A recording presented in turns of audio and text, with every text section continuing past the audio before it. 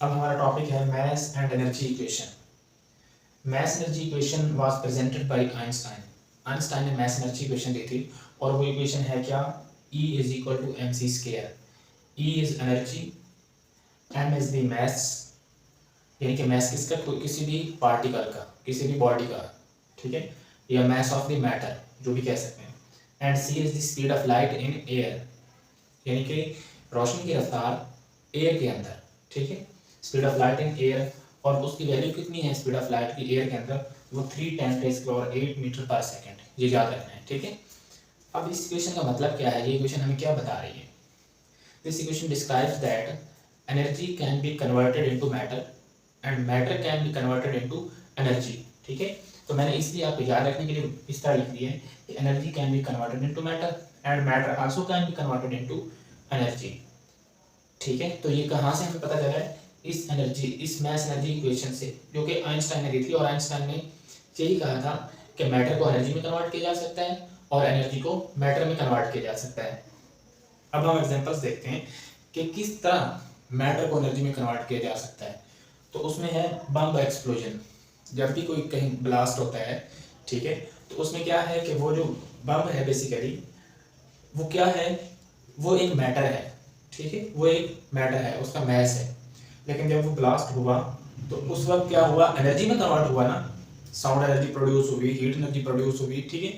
तो ये क्या है, यानी कि मैटर जो है वो एनर्जी में कन्वर्ट हुआ। तो मैंने एग्जांपल लिखा है बम एक्सप्लोजन। इसमें क्या होता है, matter converts into energy, matter into energy conversion होती है। समझ आ गई ये एग्जांपल। अब हमने ये देखना है कि एनर्जी मैटर में कैसे कन्वर्ट होती है। मैटर का तो पता चल गया, लेकिन अब हम ये देखते हैं कि किस तरह एनर्जी मैटर में कन्वर्ट होगी। उसके लिए ना आसान सी बात है, ये समझे, ये लाइट है, ठीक है, ये क्या है, लाइट वेव। और लाइट आपको पता है एनर्जी है, ठीक है। लाइट के अंदर जो पार्टिकल होता है उसे हम फोटॉन का नाम देते हैं, आप इसको सिंपल लाइट समझें, ठीक है। तो ये लाइट वेव आ रही है।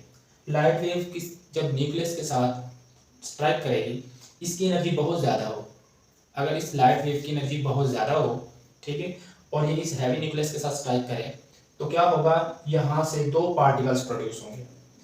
एक होगा इलेक्ट्रॉन और एक होगा उसका एंटी पार्टिकल पॉजिट्रॉन। तो ये जो दोनों एक पार्टिकल्स है ना, और पार्टिकल्स का मतलब क्या है कि इनके मैसेज हैं। इनके मैसेज का मतलब ये हुआ कि ये मैटर है, मतलब एनर्जी से मैटर प्रोड्यूस हो गया। इस फिनोमेना को कहते हैं पेयर प्रोडक्शन, ठीक है। आप ये सिर्फ याद रखें कि इस फिनोमेना को कहते हैं पेयर प्रोडक्शन, यानी कि पेयर प्रोड्यूस हुआ है, पार्टिकल और एंटी पार्टिकल का पेयर प्रोड्यूस हुआ है जब भी हैवी न्यूक्लियस के ऊपर high energy light photon incident कराया, ठीक है। तो पेयर प्रोडक्शन फिनोमेना, तो इसका मतलब है कि इस फिनोमेना में हम ये कह सकते हैं कि लाइट जो है वो मैटर में कन्वर्ट हुई है। समझ आ गई। तो ये हमने मास एनर्जी इक्वेशन हमने पढ़ ली जी स्टूडेंट्स। अब हम देख रहे हैं power. Power is the work done by body in unit time. Unit time के अंदर कोई भी ऑब्जेक्ट कितना वर्क करता है वो उस बॉडी की, उस ऑब्जेक्ट की क्या कहलाएगी, पावर, ठीक है। तो पावर का सिंबल जो है वो कैपिटल P है, वर्क डिवाइडेड बाई टाइम। तो वर्क का सिंबल W होता है और डिवाइड में टाइम आ गया, ठीक है। अब आपको ये पता होना चाहिए कि पावर की कोई स्पेसिफिक डायरेक्शन नहीं होती, ठीक है। तो power is a scalar quantity. अब पावर का हमें देखना है SI यूनिट। पावर का SI यूनिट जो है वो वाट है, जो कि जेम्स वाट की वजह से एक फिजिसिस्ट थे जेम्स वाट, उनके नाम पर ये यूनिट दिया गया, ठीक है। तो SI यूनिट जो है वो वाट है। अब 1 वाट की डेफिनेशन आ सकती है, अगर डिफाइन करें 1 वाट को तो बहुत सिंपल है। पावर का फार्मूला आपको पता है, वर्क डिवाइडेड बाय टाइम। तो पावर का यूनिट तो हमने वाट लिखा, ये इक्वल है, इधर वर्क का यूनिट क्या है, जॉल, और टाइम का सेकंड, जॉल पर सेकंड इज इक्वल टू 1 वाट। यानी कि अगर कोई ऑब्जेक्ट 1 जॉल वर्क परफॉर्म करे 1 सेकंड के अंदर, if any body performs 1 joule work in unit time then its power will be 1 watt. ठीक हो गया। अब पावर का दूसरा यूनिट है हॉर्स पावर, ठीक है, जिसे हम HP के फॉर्म में शो करते हैं। हम ये बताएंगे कि हॉर्स पावर यूज क्यों किया जाता है, इसको हॉर्स पावर क्यों कहते हैं, ठीक है।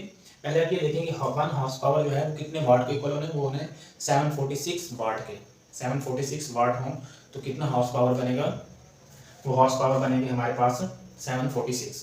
समझ आ रही, 1 horsepower is equal to 746 watt. अच्छा, अब हम देखते हैं कंसेप्ट ऑफ जो है हॉर्स पावर वो किसने दिया था, जेम्स वाट ने। अब हॉर्स पावर को हॉर्स पावर कहते क्यों हैं, इस बात पर अब हम आ गए। तो आपको मालूम होना चाहिए कि पहले जो है जो मशीनरी वगैरह जो रन की जाती थी, चलाई जाती थी, वो एनिमल्स को यूज़ किया जाता था, उनमें हॉर्स सबसे ज़्यादा इस्तेमाल में था। ठीक है, तो हॉर्स की वजह से ही मशीन्स वगैरह को चलाया जाता था।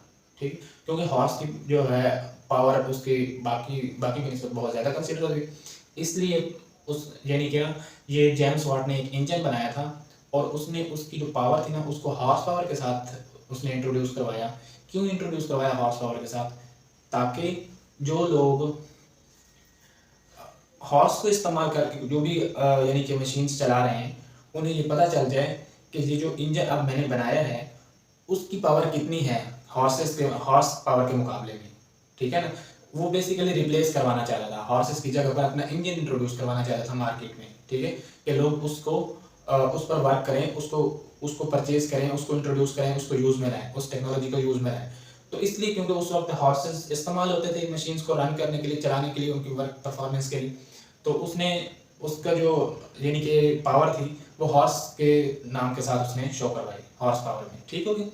अच्छा, अब हम देखते हैं कि कैसे 746 वाट के इक्वल 1 हॉर्स पावर बनती है। उसके मुताबिक अगर कोई ऑब्जेक्ट है, उसका मैस है 75 kg। ठीक है, आप उसको 1 मीटर हाइट पर ऊपर लेके जा रहे हैं पुल्ली सिस्टम के थ्रू, और इस स्टैंड पर हॉर्स अटैच है, तो हॉर्स इधर से मूव करेगा ना। ठीक है, हॉर्स के मूव करने से ये ऑब्जेक्ट ऊपर रेस करेगा। अगर ये ऑब्जेक्ट 1 मीटर रेस करे 1 सेकंड के अंदर, ठीक है, तो फिर पावर कितनी होगी, फिर पावर जो है वो हमारे पास कैलकुलेट होती है 746 वाट। ठीक है, अब हम इसको देख लेते हैं। आपको ये मालूम होना चाहिए कि पावर का फार्मूला होता है work divide by time. Work क्या होता है, अंडर ऑफ ग्रेविटी है तो वर्क पोटेंशियल एनर्जी, और पोटेंशियल एनर्जी mgh के इक्वल होती है, यहाँ पर mgh डिवाइडेड बाई टाइम। समझ आ गई। हमने देखा power is equal to mgh divided by T, यहाँ तक हमें पता चल गया। हम पावर किसकी देख रहे हैं, हॉर्स पावर, हॉर्स की पावर हम कैलकुलेट कर रहे हैं। तो यहाँ पर मैंने हॉर्स पावर लिखा। अब मैस कितना है 75 kg। ठीक हो गया, मल्टीप्लाई करें जी की वैल्यू 9.8। ठीक है, और हाइट कितनी 1 मीटर, और कितने टाइम में 1 सेकंड के अंदर। ठीक है, टाइम है 1 सेकंड।